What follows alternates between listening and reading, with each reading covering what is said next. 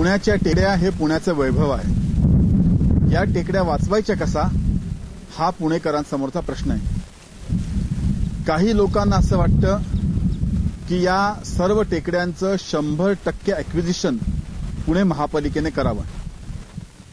परंतु भारतीय जनता पार्टीने अनुभवाअंती या निष्कर्षापर्यंत आम्ही आलो आहोत की हे पुणे महापालिकेला शक्य नाही. आज 23 गावामध्ये ज्या टेकड्या आहेत त्याचं क्षेत्र 1000 हेक्टर इतकं आहे. हे खाजगी मालकांच्या ताब्यात आहे.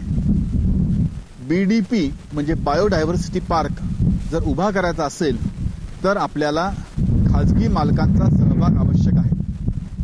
परंतु सर्व काही पुणे महापालिका करेल हा आग्रह चुकीचा आहे. कारण 1000 हेक्टरच्या टेकड्याचं भूसंपादन करणं यासाठी 5000 कोटी रुपये हवे आहेत. आणि एकदा टेकड्या भूसंपादित केल्या की त्याच्या संरक्षणासाठी 2000 कोटी रुपये हवेत.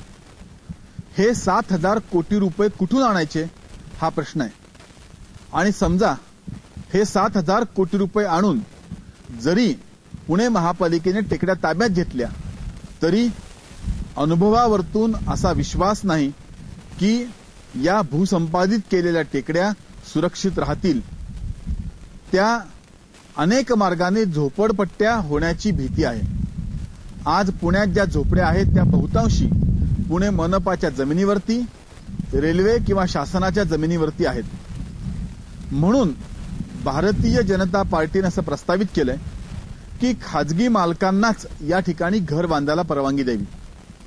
परंतु घर बांधताना एक FSI याला मान्यता न देता केवळ एकूण भूक्षेत्रापैकी फक्त 8% बांधकामाला परवानगी द्यावी. म्हणजे जर तुमची 1 एकर एवढी टेकडीवर जमीन असेल तर त्यावरती फक्त 3200 स्क्वेअर फुटाचं घर बांधता येईल. उरलेल्या 3700 स्क्वेअर फुटावरती आपण बायोडायव्हर्सिटी पार्क उभा करू शकतो. ज्यामध्ये आमची अट अशी आहे की पहिली 5 वर्ष त्या जमीन मालकाने भारतीय बनावटीची, भारतीय जातीची झाडं लावावीत. त्याची 5 वर्ष देखभाल करावी. त्याची पुरेशी वाढ सिद्ध झाल्यानंतर त्या ठिकाणी घर बांधायला परवानगी द्यावी. यामुळे निश्चितपणे बायोडायव्हर्सिटी पार्कचा उद्देश सफल होईल. जमीन मालक स्वतः घर बांधू शकेल आणि त्यातून घरं सुरक्षित राहतील.